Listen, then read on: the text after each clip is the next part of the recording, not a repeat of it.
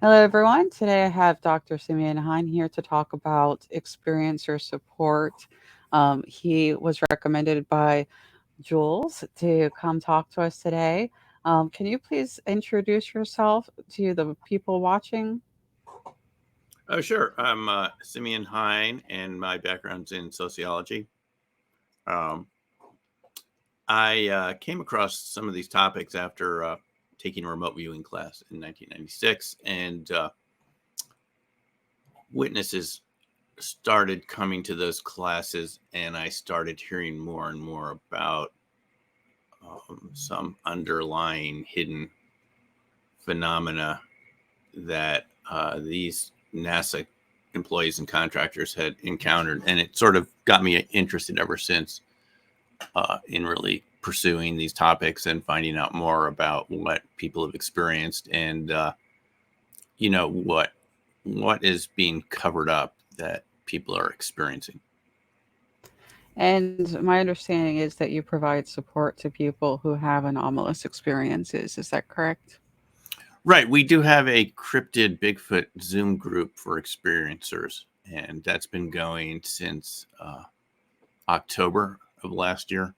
We meet bi-weekly, and we've had a lot of Bigfoot witnesses here and there in the group come and tell us their stories and experiences, and mostly they, just like the UFO experiencers in remote viewing classes that I've taught, these people want to be able to share their experiences without, the fear of ridicule and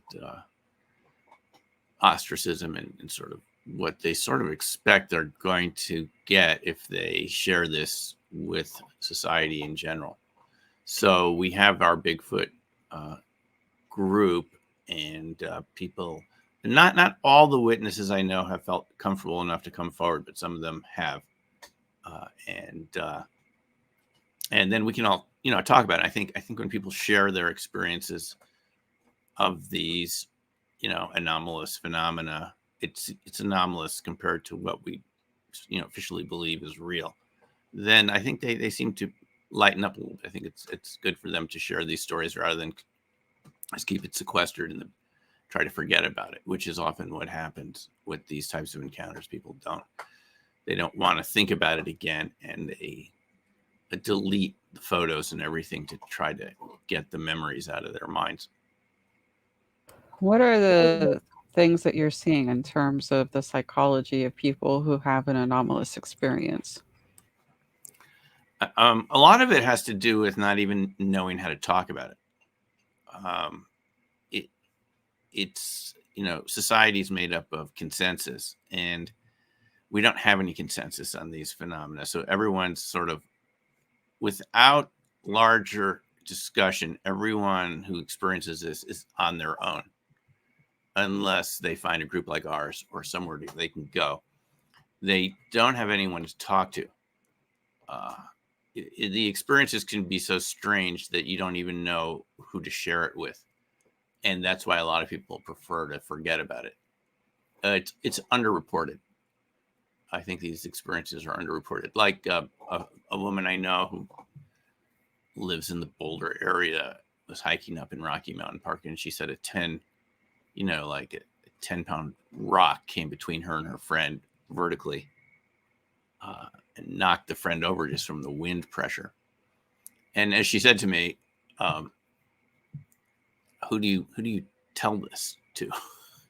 Because the authorities that we normally feel that we would go to with these types of reports are not really open for the most part to hearing about it, because they're concerned about how it's going to make them look if they tell it to their supervisor, or maybe they've been told not to share these types of stories. So it's rather complex, and it has to do with, I guess, what it's called a reputation trap. Is that it sort of makes you radioactive to get involved with these topics in a conventional sense, in terms of it affecting your social standing within society, employment, and so forth. And that's why I think until very recently, people have been avoiding these types of topics. Certainly, the hearings we had last week uh, are a step in the right direction. So do you feel like for you personally that you've had some of that social stigma because of your interest in these topics? Yeah, but I don't care because I'm a professional sociologist. So we don't care how people react. I mean, that's sort of what we study, right? So the more extreme the reaction, the more it's interesting for me to see how people react to this, because it's sort of what we do. So I personally don't care about what people think about it, just because if I did care, I wouldn't be doing my job as a professional, right?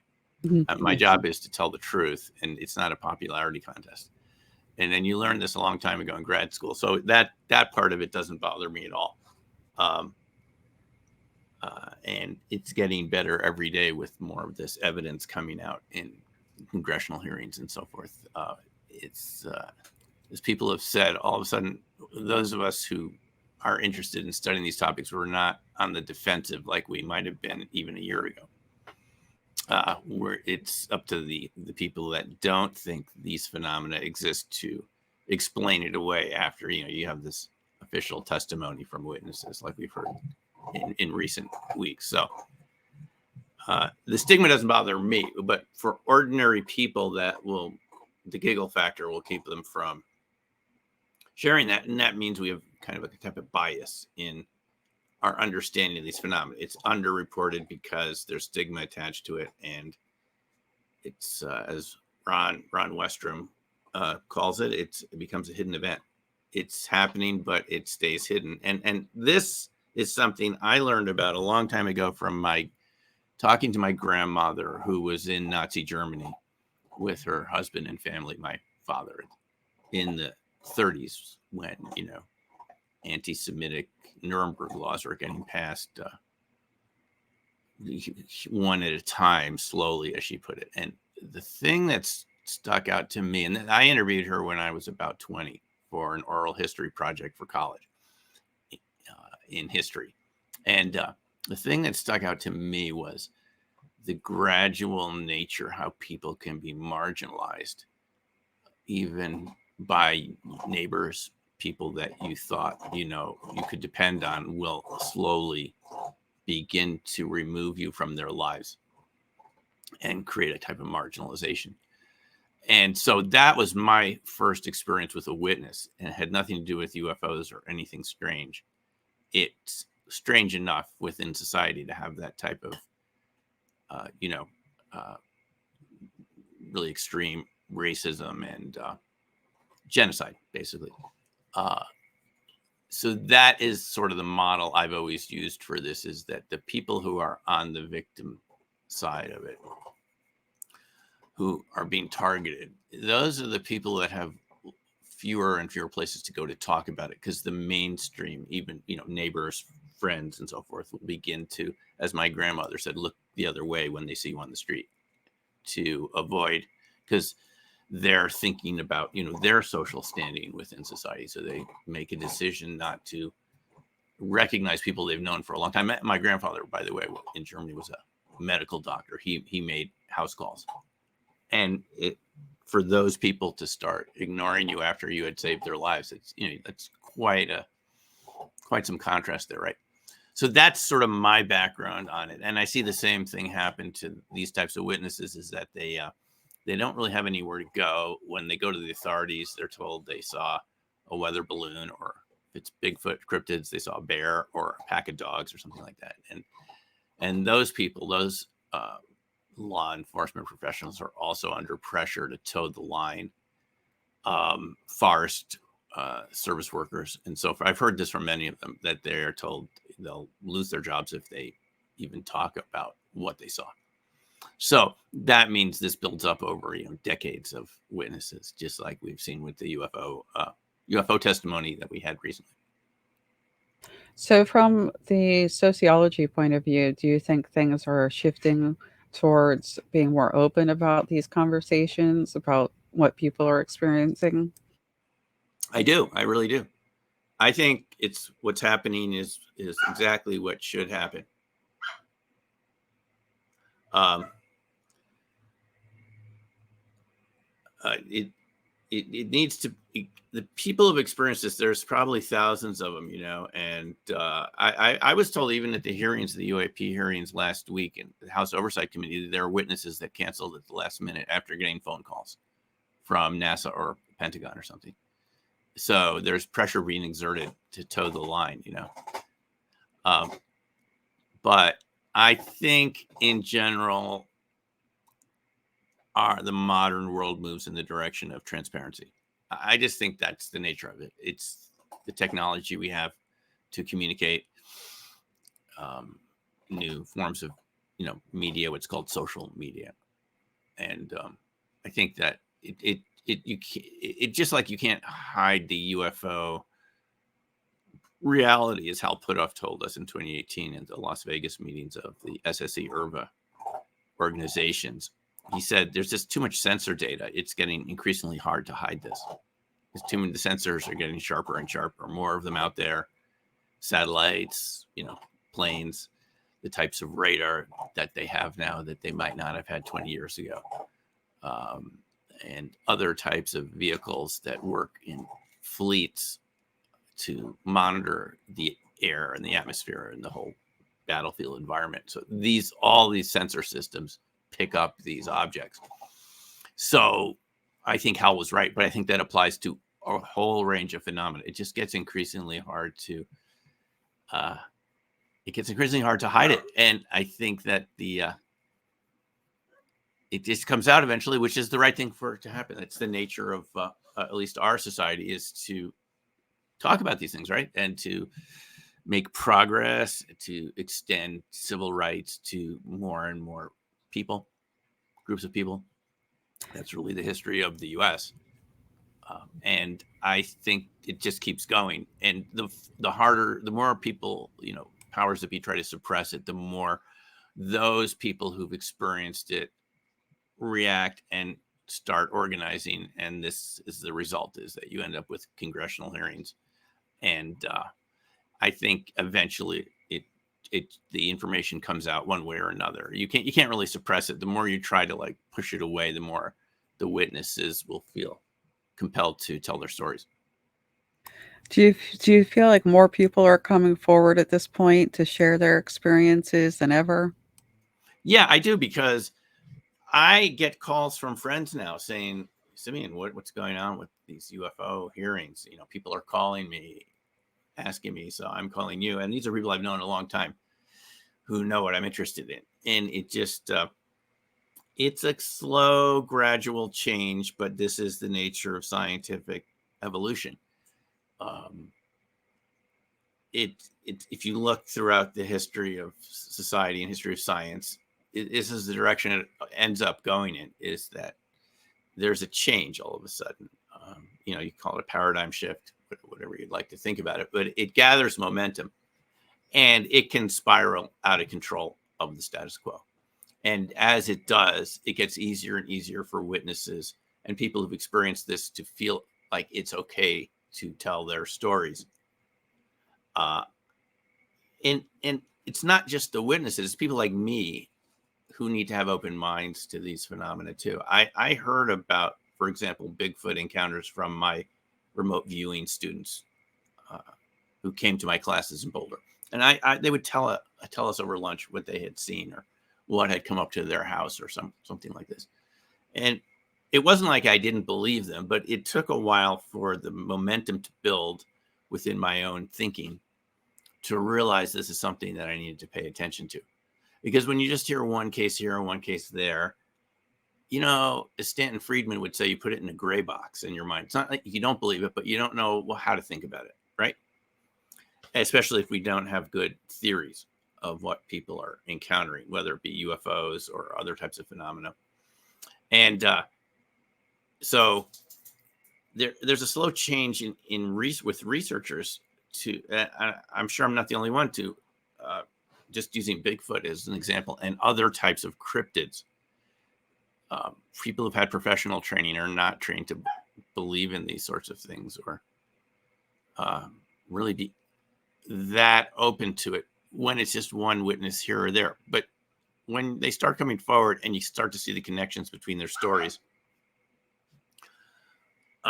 then you realize you've got a hidden event going on. So it's a complex process. It's people coming forward with their stories, being persistent enough, and then professional people and people that are open to these subjects need to open their minds. I know people who were involved in the remote viewing program that were extremely skeptical, and these are well-known names, extremely skeptical of extraterrestrial existence of extraterrestrials, or that they're remote viewers, even the best of them who worked at SRI, that they were viewing UFOs or extraterrestrials.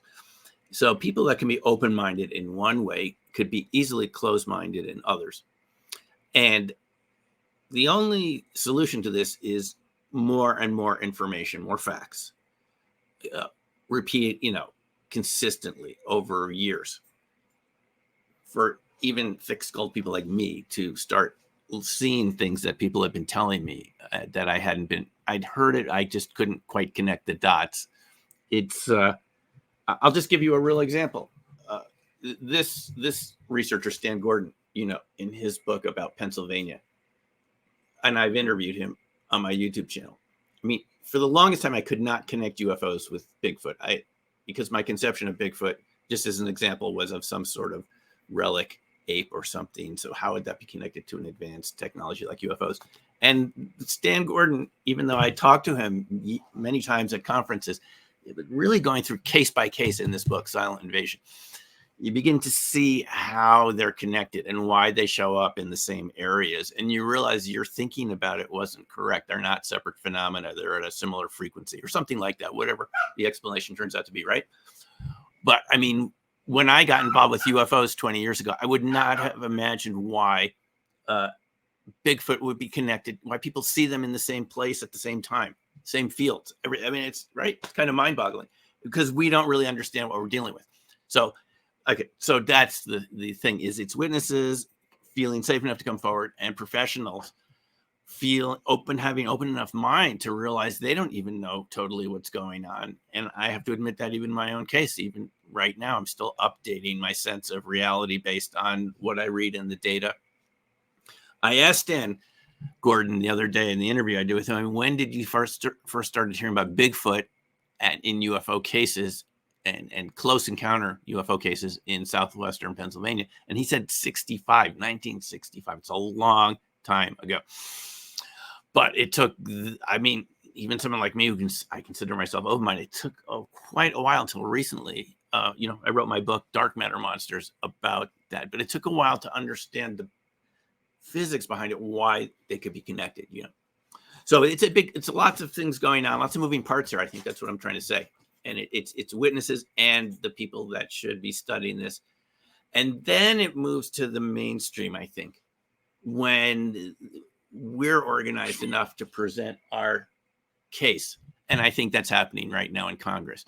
Just even a year or two ago, I mean, you have people you hear people ridiculing David Grush right now, but he's got too much credibility. And those people gradually seem like those people that ridicule this eventually seem like flat earthers. But I think it's been true throughout history. Any big scientific change, Copernican revolution, as Ron's talked about, Ron Westrom, the realization that meteorites were extraterrestrial. There was a lot of blowback against that. There's been blowback against anything that was new. I mean, even the Wright brothers. It was a little easier for them to prove their case. All they had to do was fly eventually in front of large groups of people. This is before modern media. So there's like a time lag involved in this, like a kind of a social lag. But I think to answer your question, Deb, I think there's a momentum that no one is in control of that keeps pushing this forward. And the dots begin to things begin to connect, and people feel more comfortable talking about it. People like me evaluate things they've been looking at for 20 years and saying, I can see the connections here. And some of the, but a lot of things need to get upgraded. That's, I think, what it is. It's like a mental software upgrade.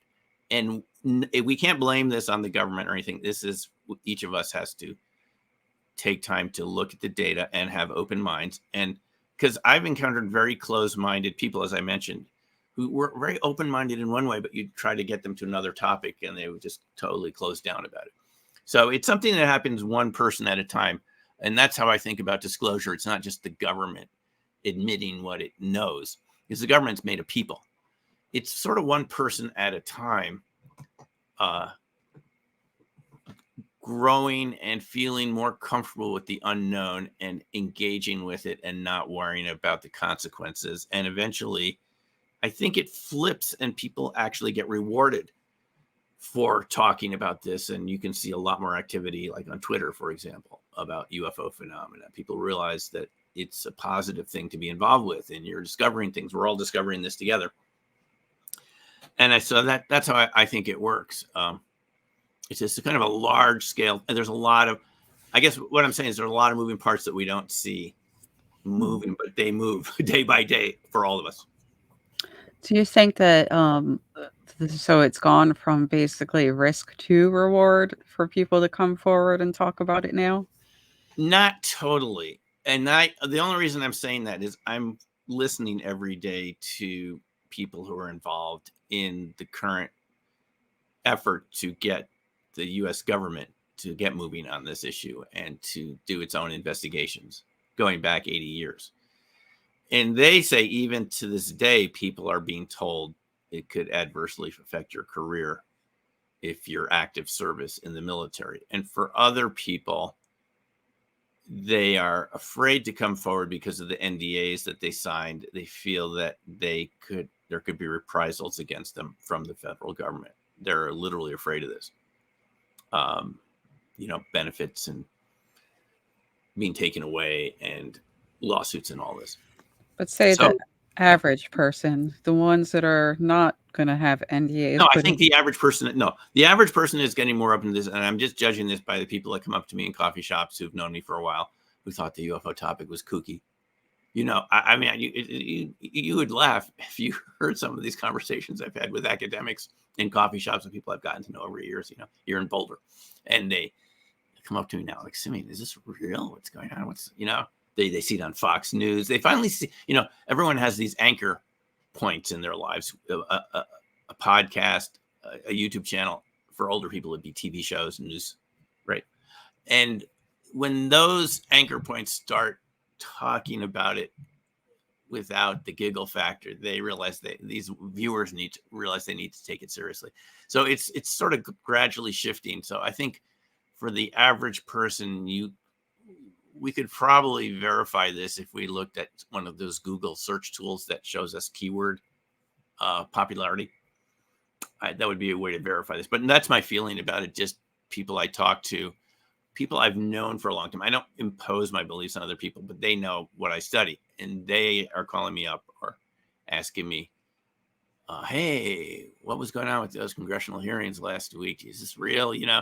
So when they see it on their news channel, if it's NPR, whatever their source of news is, if those people finally, and they're very slow on the uptake, I was at the citizen hearing in 2013, citizen hearing on disclosure held by the Paradigm Research Group, Steve Bassett's group, and C-SPAN did not turn on their cameras in the National Press Club for a minute. And there were very high quality witnesses there from the government, from militaries around the world who had encountered UFOs, UAP, some of them very close up, some who had gotten in dogfights with these objects. And, this is newsworthy. It would be news now, they would get attention, but even in 2013, just 10 years ago, it was ridiculed by the New York Times and the Washington Post, the citizen hearing. I mean, it wasn't taken seriously. And I talked to some of those reporters at the event, and some of them thought it was very good material, but the final stories didn't reflect that, because the editors. So this is a slow, gradual process. But I think for the average person, and I don't know if I'm a good, people know what I study, so I associate with certain people, but I'm getting calls from them, and they're wanting to know if I can speak to their groups and Rotary clubs and stuff to explain what this is, because it's very serious. I mean, we would talk about suppression of experiences that people have had over and over again by the thousands over the Right. last several decades. It's extremely serious, and there have been injuries, as you obviously know about, physical Yes. injury. and denial of medical coverage by VA and other government organizations. I mean, the real serious aspect of this is there's been an active disinformation campaign by the U.S. government against the American people. That's very serious, but we will fix it. I believe we'll fix it. I think it's going in the right direction, and it takes the average person to realize they need to get involved, or just be open-minded. And I do think that's happening. Yeah. What do you think's happening right now with the media? And I know that we were originally just going to be talking about experiencer support, but I'm so interested in your sociological perspective on this. So I've noticed that the media will, on the one hand, present a serious reporting of what's going on, and then on the other hand, there's the same newspaper will come out with an op-ed that's contrary to what's going on. So what is going on with that? Like Really, even it's Psychology Today had a really negative op-ed come out. you know it's the nature of professions. People get this professional ego, and they feel like they're the arbiters of truth, right? These editors and these folks who've been in charge of our media for quite a while, magazines and journals, and they can become very arrogant, and they almost get this feeling of pride of putting something down like this. They've been getting away with it for decades with the help of whoever ran this disinformation campaign. Rick Doty has talked about being involved with this, and I interviewed him once, and he apologized and everything, but he said that's what his job was back then, to pay journalists. He told me in this interview, and he told this to Stephen Greer too, that he had cash. He would just give journalists in the Albuquerque area lots of money to run the stories that Air Force Office of Special Investigations wanted them to run. And they took the money. And this is what's happened throughout media, is they've been on this payroll from the U.S. government. I know this because one of the people on my crop circle tours, it was before I started running them, Ron Russell, when I was part of his tours, 1997. This is a woman that worked for the Central Intelligence Agency in the media department. And she was retired. So naturally, we just asked her, what does the media department do in the CIA? And she said, well, I had a Rolodex of 400 journalists, and I would just send them stories to run. So we followed up with the question. Diana, she's passed on now, Diana Baldwin. We asked her, well, are you just like rewriting their stories, or are you making it up out of thin air and sending it to them? She said both. So I didn't totally understand why these journalists would do this. It's not just for the money. I think Ross Coulthart from Australia explained this very recently in his Need to Know podcast with Bryce Zabel. Zabel being the author of After Disclosure with Richard Dolan about 10 years ago, a very good book about scenarios for disclosure. And what Ross said, I finally kind of got it. I think this is what it is those journalists know that they'll get good stories from sources within the government if they play the game. And there was a book written about this that was recommended by someone in the UFO community. It was called Into the Buzzsaw. And it was about the pressures that journalists are under to run stories the way the powers that be want them run. And I think that's what we're dealing with. It's not just that they've accepted money to do this. I think that they realized, they've been trained like lab rats that they'll get a reward if they play the game. So we have a lot of people in society that have been rewarded for being part of this disinformation campaign, even if they didn't really totally understand what they were doing. That's what they were doing. I have a pretty transparent example of this, by Yeah. the way. Yeah. So for the movie Independence Day, they reached out to the military for assistance, because they obviously had military involvement in it with the characters in the movie. But because they included Area 51, they were denied that assistance. And Right. essentially the door was closed on them. And I believe what they call that now is the Entertainment Liaison Office. Right. And not only does the DoD have it, but the CIA continues to have it, as far as I know. And they've Right.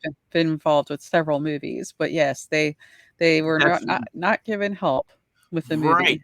If you run the movie the way those sorts of organizations like it, you'll get a lot of assistance. You'll get surplus equipment that they have and stuff, right? And if you don't, you won't get any help at all. And that is a very corrupting influence. Anyone who's concerned about the way that our democracy is supposed to function, checks and balances, the Constitution has to be concerned about that. And Deb, I came across this writing my PhD dissertation in 1990 before an interest in this topic, a serious interest. Even I was looking at the complexity of information in news articles over decades and using something called fractal geometry to measure the information density and getting kind of a number to measure complexity of articles. And that's what my dissertation was about. And I had to learn the math of fractal geometry. Anyway, what I found reading this was exactly what you just said, but as applied to media in wars, U.S. wars, is that as time has gone on, journalists have been corralled into working with liaisons within the military to present the story the way the military wants it presented. In World War II, journalists had a lot of freedom to just roam around and report as they saw fit. They weren't controlled very much. It got worse towards Vietnam.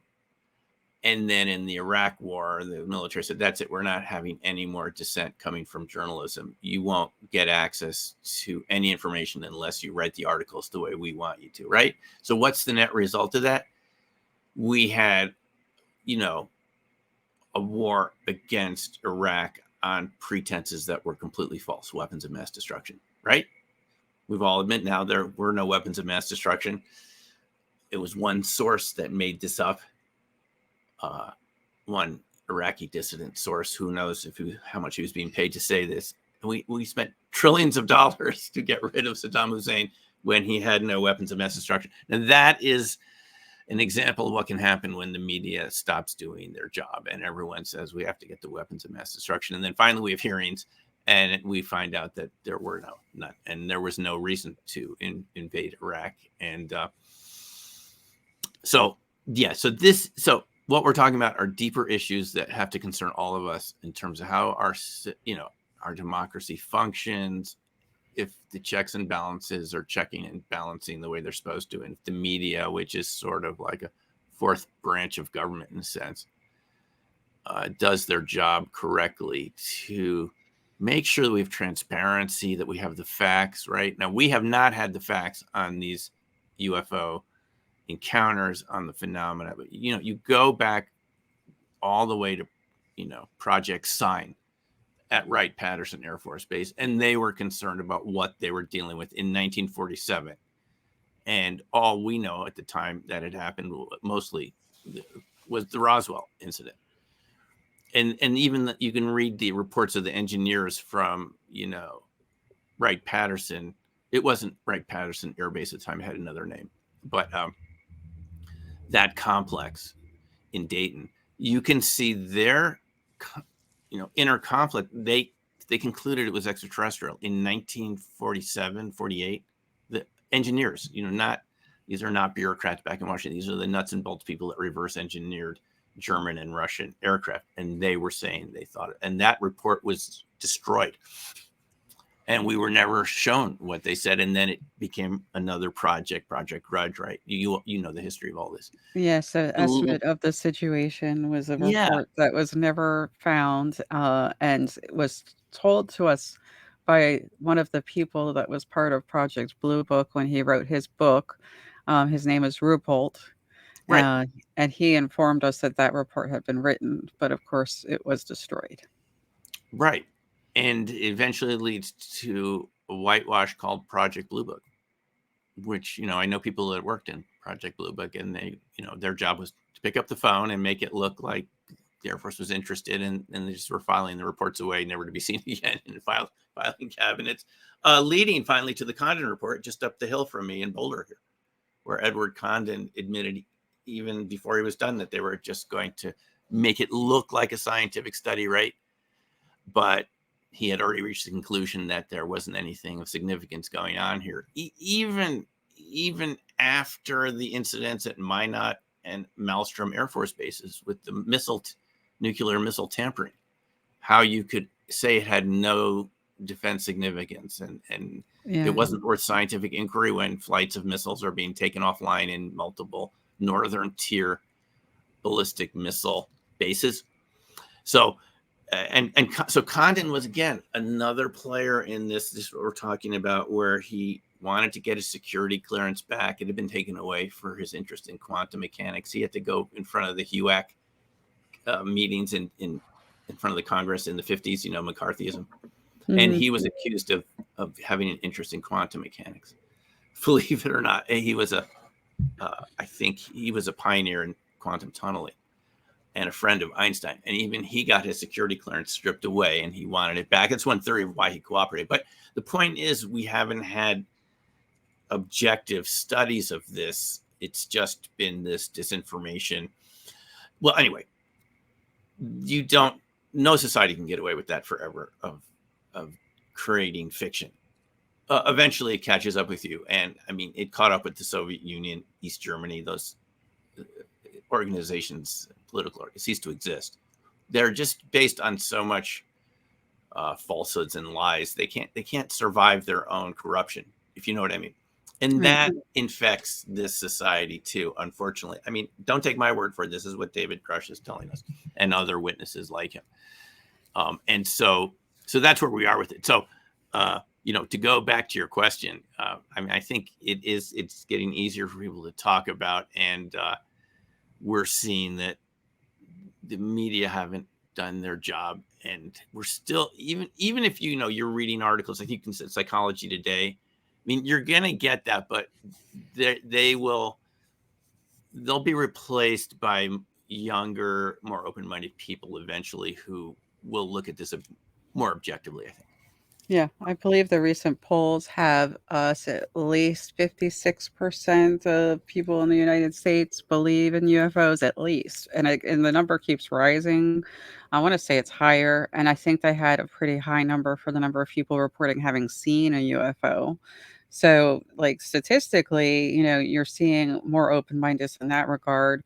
And I also just always want to point out that's just Western culture, because other cultures have always believed and supported the idea of UFOs and, the anomalous. Right. And I want to say one thing about that. I saw one with my mom in the Everglades when I was 11 or 12. I remember sketching it out when we came home. She was a bird watcher. She took us down from suburban New York to the Everglades, just me and her, not my brother or my dad. And we saw something right over. I saw it first, and I thought it was the moon because it was that bright and big, a full moon. But the moon was just coming up on the horizon, and we had binoculars, and she was saying, oh, she saw the moon over there. So she thought I was just like, what am I talking about? But finally, she looked up and she said, Sim, it's a UFO. We both got our binoculars out. And I don't think at 11 or 12, I knew very much about the topic, but we got our binoculars out and there was like solid structure within this amorphous cloud, perfectly round cloud. And then it started moving really quickly into another cloud from a totally stationary position as soon as we had the binoculars on. Now, binoculars, not everyone has those these days, right? We carry around cell phones. Binoculars are really powerful. You look at something stationary with binoculars that's up a couple miles in the sky, you can see it really clearly. And I could clearly see as an 11 or 12-year-old, this thing did not belong here the way ordinary Earth things belong here. It just was different. It had a different feel. Well, the story didn't end there because we went to the ranger talk that night in the Everglades to the amphitheater there. And the first question out of the ranger was, did anyone see anything interesting today? So my mom raised her hand and said, we saw a UFO. And the people sitting next to us had also seen it because we were talking to them as we sat down.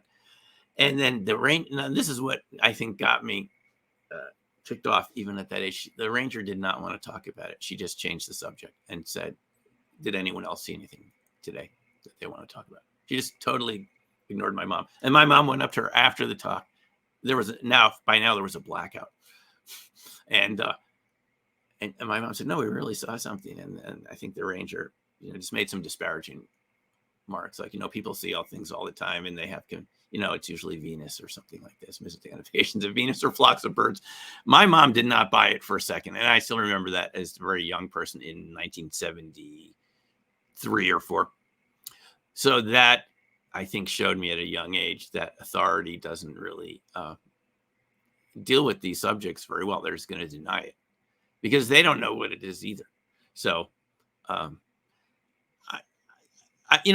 it's going to be very interesting for all of us who are interested in this to see how the media changes their tune as these hearings progress in Congress and more witnesses come forward.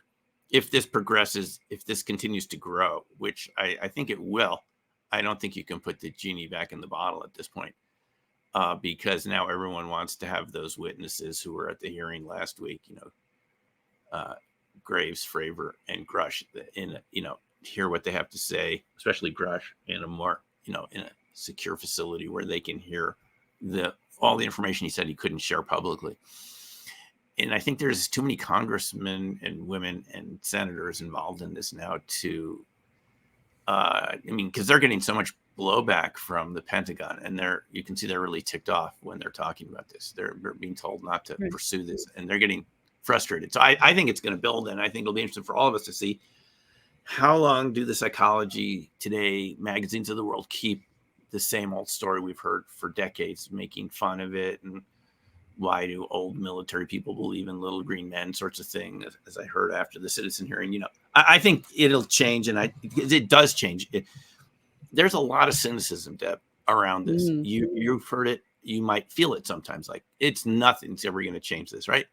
But nothing stays the same forever in any society. Just history doesn't show us that that's what eventually the dam breaks, and it only takes a little crack in a dam for that water to start.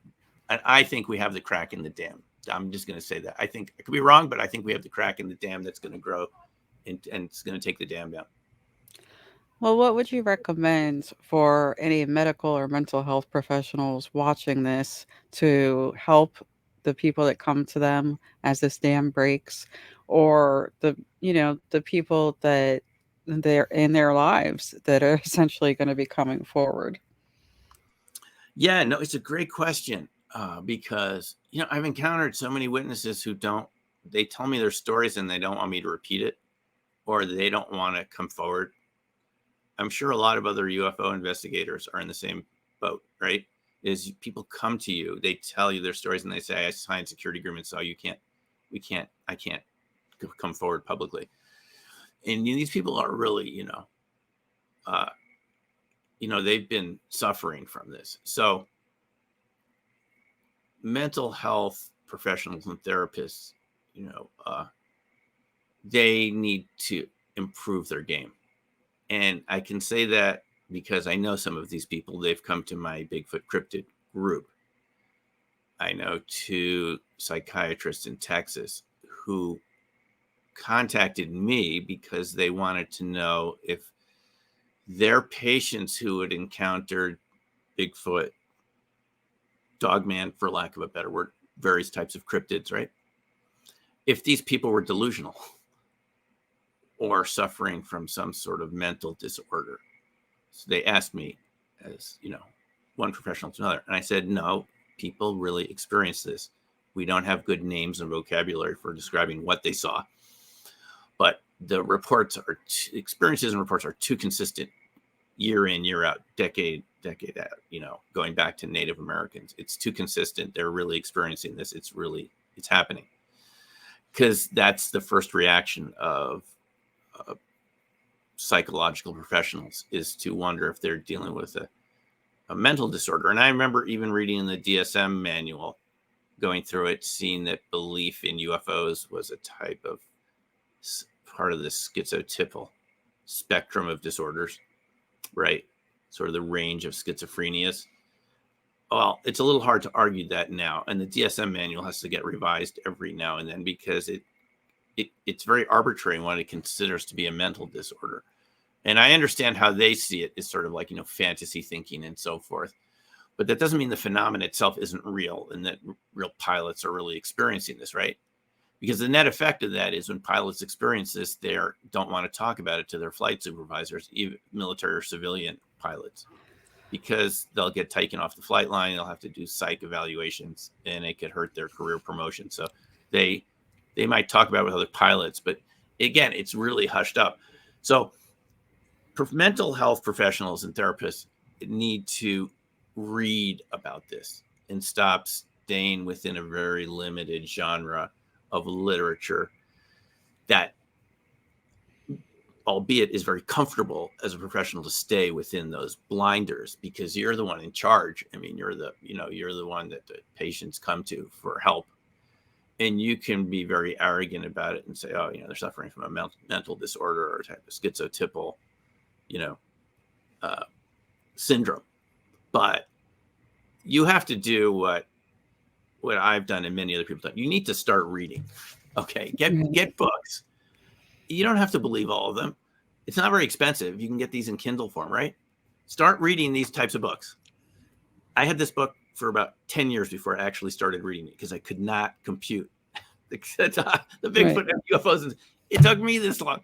Start reading. And when you start seeing the same thing come up with UFO encounters, space-time distortions, loss of time, sense of confusion afterwards, strange things happening around their homes even before the encounters. This is something that I talked with Jacques Vallée once about, and he pointed out that people have pre-encounter experiences, but it's very consistent sometimes between witnesses, which is a little hard to explain if it's just little guys getting in their tin can ship and flying over from another planet. Why people have these precognitive experiences, and then afterwards people report having different, mental abilities and things that we associate with remote viewing.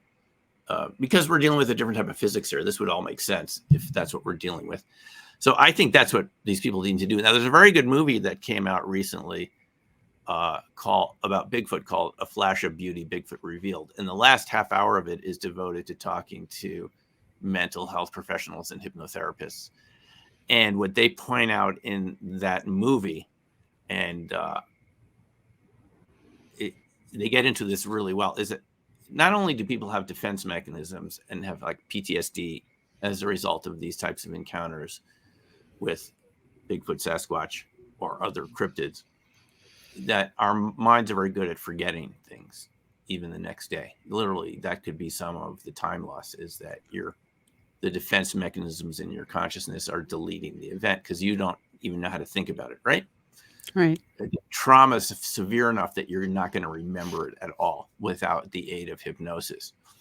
So that it's pretty, it's something that people in that field need to be aware of what they're dealing with, and not to be so quick to jump to the gun, to stick to what they learned in their textbooks about traditional diagnoses.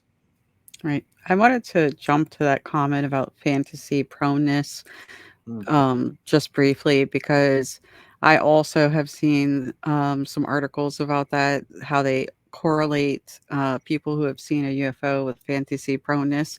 But one thing I'm always question is, which came first? Did Right. someone suddenly start having these beliefs and transform after the experience, or did they Right. have some of these beliefs before? Because I would think that having an anomalous experience would be transformative.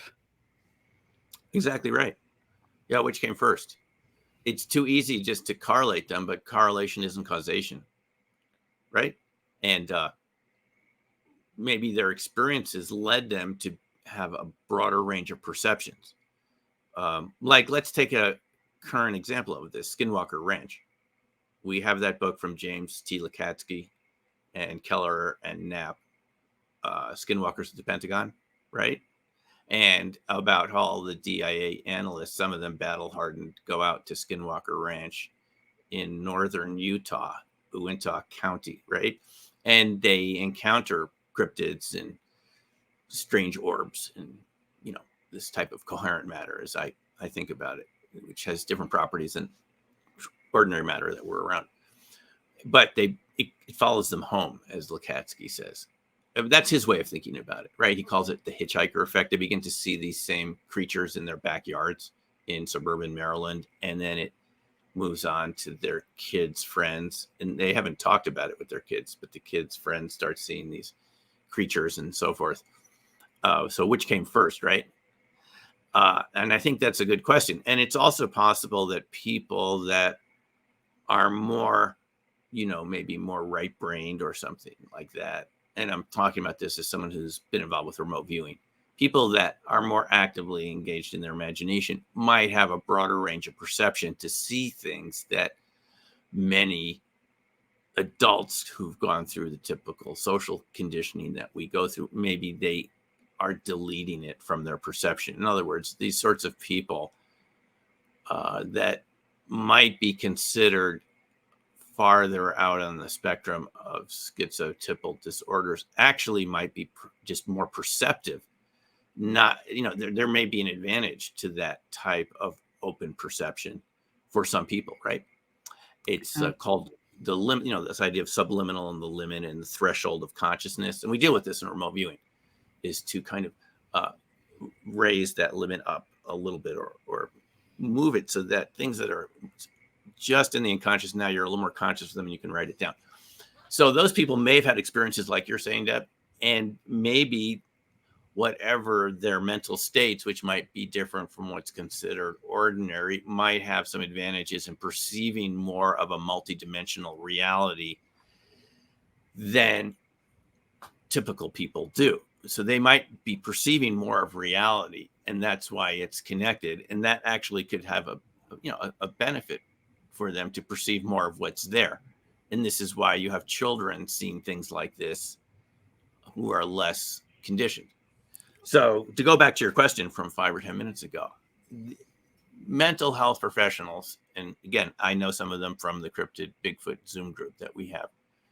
I've talked to them about this, and they have had to reevaluate their belief systems and their professional training to come to the realization that there are phenomena that are real that might not be, common, but still people experience them. And that the training they got in graduate school might be obsolete, which means they have to go against their profession in some ways or challenge their profession. So again, this is a big process, and those professionals need to take the evidence we're getting right now from the David Grushes and others, and David Fravers and folks like that, pilots who've encountered these objects. They need to listen to what those people are saying and realize these are just typical people doing their jobs, and they've encountered something quite extraordinary and out of the norm. But they don't have to immediately jump to some sort of psychological evaluation with sort of a negative connotation. That's what they need to challenge their profession, just like anybody would. Physicists would have to do this too, right? We're talking on a day when there was just this final discovery of room temperature superconductors in China, something that I read about in Science for magazine for years. Everyone said it'll never happen, right? You'll never have, you can only get it at absolute zero. Bose-Einstein condensate, NIST Labs is right down the road here. It's very special conditions. But no, this Chinese lab said they have room temperature superconductors, which are a much more efficient conducting material at ordinary temperatures. And even, material scientists, I've read such disparaging remarks about room temperature superconductivity, including witch hunts against those scientists who said they discovered it in the lab. There'll be entire articles in Science magazine about where's their fraud, and you always get this with new scientific discoveries. And here we have vindication of all those people for decades who said they got this in their lab. So our topics here are no different than that. And it's just the nature of, Deb, I think it's the nature of scientific progress. I'm going to call it progress. Is those old ideas, eventually you cast them out. And those people, those crabby old people who won't think anything new is possible. And as soon as any new younger scientist comes up with it, they accuse them of fraud.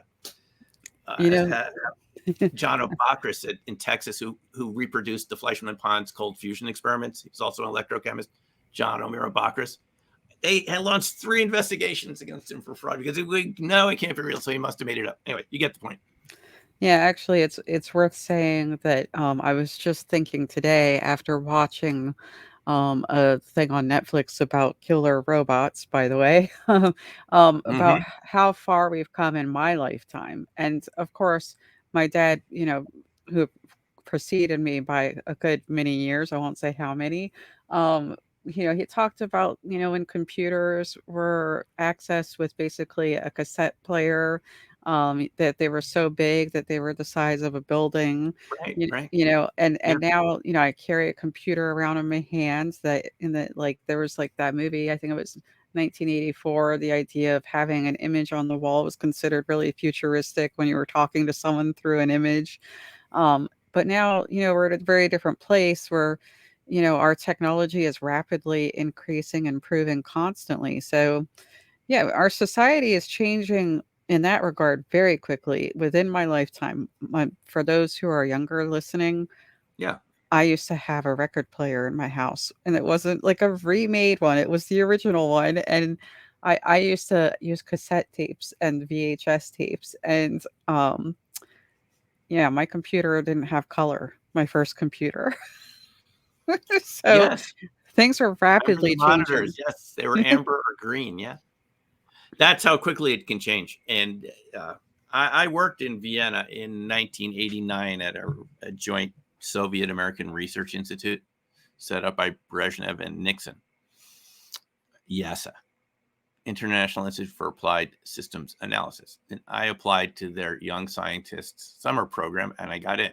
You know, and I got to know East Germans there because you were sitting right next to them. It was supposed to, we were all supposed to be working together on projects that didn't have any political connotations, to find some sort of cooperation globally. And their society ceased to exist in 1989, okay? By December. It started that summer when Hungary lifted their Iron Curtain and let people just come across from Eastern Europe without, controls anymore. And people started coming into Hungary from Eastern Europe and not wanting to go home back to, communist countries. And it just spiraled. We all know the result. I mean, by that it started in June of '89. By December, the Berlin Wall was gone. And 2 years later, the Soviet Union was gone. So when people tell me this can't change, the UFO situation, our understanding of it, I don't believe it, because I saw it change in '89 with all those people I got to know at the EASA. Were very, friendly, nice scientists, fun to hang out with. But their society ceased to exist, and they wouldn't have thought that 5 months when I was sitting next to them. They were telling me how great communism was, and it ceased to exist. So it can change faster, and it could happen here because we've had decades of disinformation and distortion. And I know there are thousands of witnesses waiting to come forward with their stories, and these are very credible people that we haven't heard from yet. And when they tell their stories in front of Congress, people will be compelled to listen and realize that we're not alone. It's just the reality, and there's other non-human intelligence that's superior to our intelligence here right now on the planet. It's right here, and it may not be a shock for those of us in this type of group, but this is the reality that we're going to have to accept. Right. And I really hope that people learn to match what is going on with the government and, the narrative that's coming out with how they're treating people. Because it seems very peculiar to me that day in and day out, people are not preparing for all the people that are going to want to come forward once the government has said time and time again, this is a real issue. So thank you Lots for, of them. yeah. Yep, lots. Hmm. Thank you so much for Oh, coming thanks, and Emily. talking to Thank you. me today about the sociological impact, the need to help these people, the transformation society is going to have. We covered quite a bit, um, so I truly appreciate all of your insights. Can you please let people know where they can find you? Oh, sure. I have a YouTube channel. You can look it up under my name right here on the screen, or my YouTube moniker is Fractal Friend. And I have a blog, newcrystalmind.com. That's my blog, newcrystalmind.com. And either on YouTube or newcrystalmind.com, you can stay in contact with me. Also on Twitter, just put my name in on Twitter. Well, thank you again. And by the way, your dog is adorable. The dog was coming in and out during the He's a little recording. monster. That's what he is. Oh, there he is. He's sleeping. He's a puppy. He's a res dog from New Mexico, from the Navajo reservation. So Very cool. puppy in Okay. training. Now he's asleep. So good. Okay. Well, thank you again. And for all the people who listened, thank you for listening and take care. Thanks.